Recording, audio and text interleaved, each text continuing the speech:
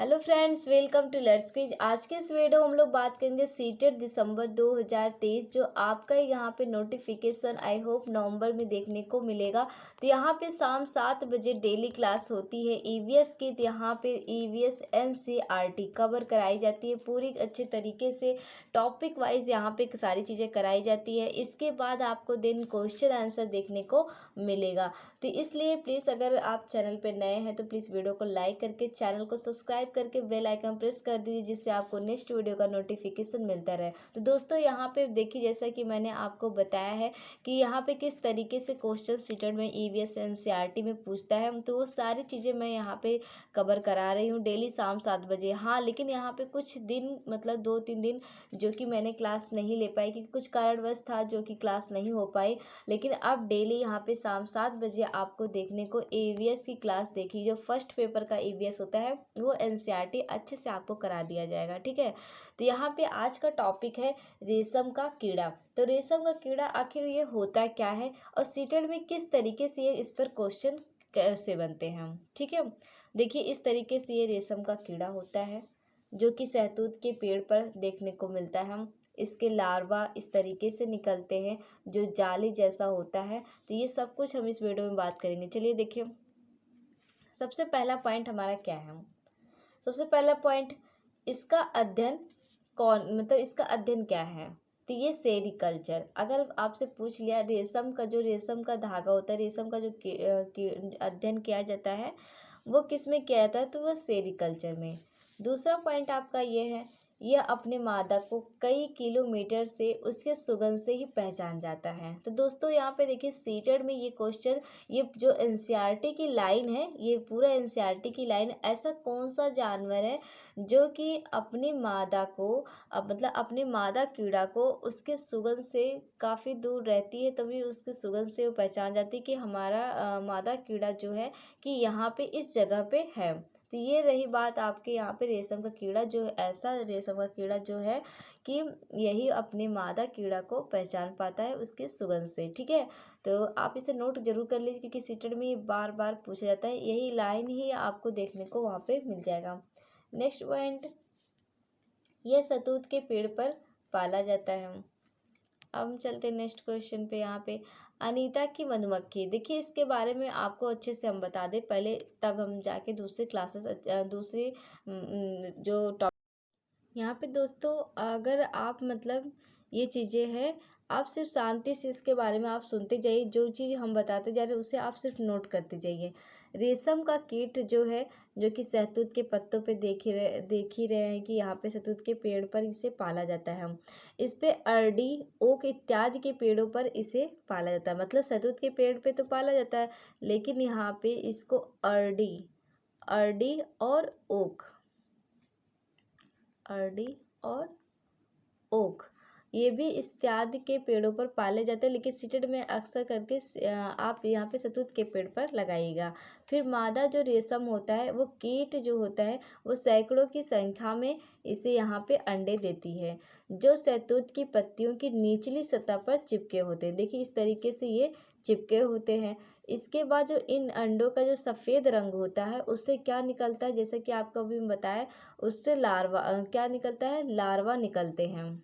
ठीक है, लार्वा, ये इसकी तरह से लार्वा निकलते हैं। और इसके बाद यहाँ पे जिन्हें मतलब जो कैटरपिलर, इल्ली या लार्वा कहा जाता है, मतलब इसको और किस किस नाम से जाना जाता है, कैटरपिलर, इल्ली या लार्वा।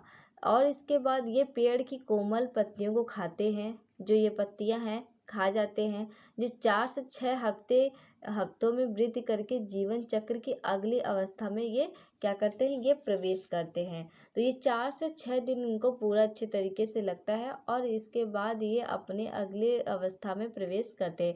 जो रेशम का जो कीट होता है वो लार्वा में एक प्रकार की एक ग्रंथि होती है, और जिसे क्या कहते हैं हम, रेशम ग्रंथि कहते हैं। क्या कहते हैं, रेशम ग्रंथि कहते हैं। इस ग्रंथि के जो अत्यंत मतलब महीन जो लसदार पदार्थ स्रावित होता है, वो प्रोटीन युक्त वो प्रोटीन युक्त जो होता है वो लार्वा अंग्रेजी की संख्या मतलब 8 की तरह इस तरीके की संख्या में वो आकार देता है। और इसके बाद वो जो गति होती है वो चारों ओर इसे लसदार पदार्थ को लपेटा जाता है।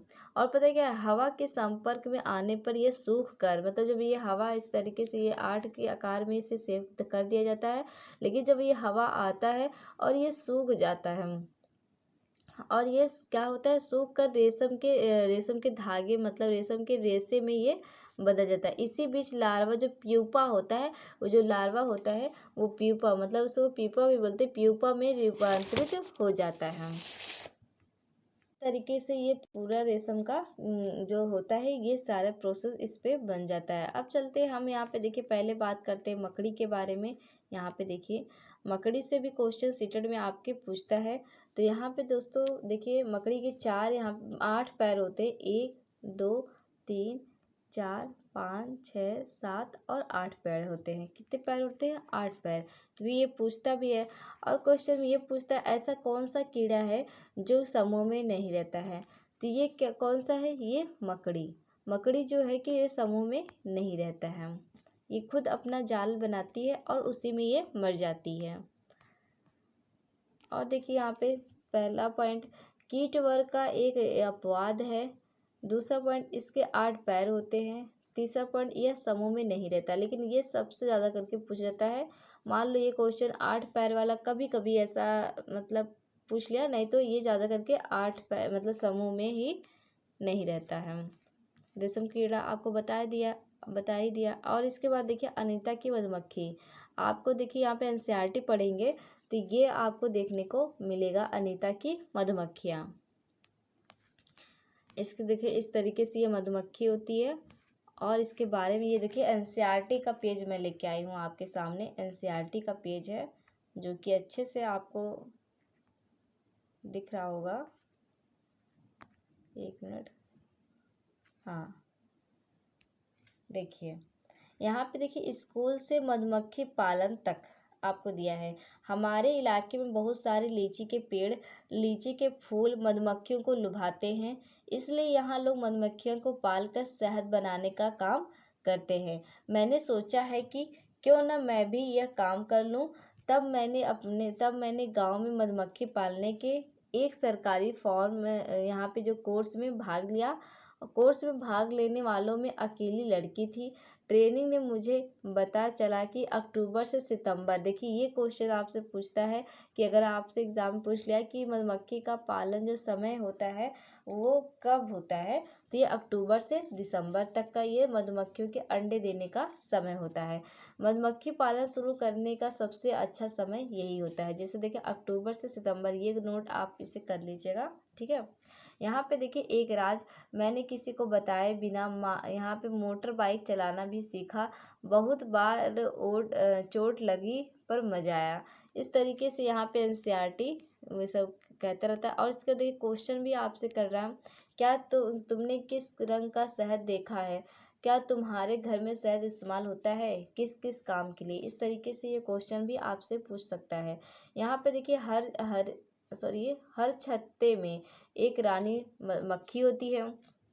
मतलब जो आपका यहाँ पे छत्ता होता है मधुमक्खियों का, वहाँ पे उसमें एक रानी होती है जो अंडे देती है। जो छत्ते में कुछ नर मधुमक्खियाँ, जैसे किस तरीके से नर मधुमक्खियाँ होती हैं, उन्हें छत्ते में बहुत सारी काम करने वाली मधुमक्खियाँ भी होती हैं। मतलब कुछ नर भी होती है और बहुत सारी काम करने वाली मक्खियाँ होती हैं। ये दिन भर क्या करती हैं? दिन भर काम करती हैं, शहद के लिए फूलों का रस ढूंढती हैं। जब किसी मक्खी को रस मिल जाता है तो वह एक तरह का नाच करती है। मतलब जब कोई फूल इस तरीके से मिल जाता है और वो इस महकता रहता है, और अब इसके बाद अगर उनको मान लो किसी और को भी बुलाना है तो क्या करते हैं, वहीं पे देखते कभी कभी मधुमक्खियाँ ऐसे मंडराती रहती है, इसी के आगे पीछे मंडराती रहती हैं। तो इसलिए बोला ताकि वो और भी मतलब उनसे प्रभावित होकर और भी मक्खियाँ आए और उनको ये मतलब इस तरीके से वो मंडराती हैं और नाच करती, तो उन मधुमक्खियाँ जो होती है सारे अच्छे तरीके से वो उनको पता चल जाता है, ठीक है। तो ये रही बात आपकी मधुमक्खियों के बारे में, जो कि मैंने आपको अच्छे से बता दिया कि यहाँ पे देखिए एक रानी होती है जो कि अंडे देती है, और कुछ नर होते हैं जो कि उनका कुछ काम नहीं होता है, और मतलब बस ये रहता है, वो वहाँ पे रहते हैं। फिर इसके बाद जो काम करने वाली कुछ और भी मक्खियाँ यहाँ पे होती है। 3 प्रकार की मधुमक्खियाँ आपको छत्ते में देखने को मिलेगा। तो दोस्तों यहाँ पे आपको अच्छे से समझ में आया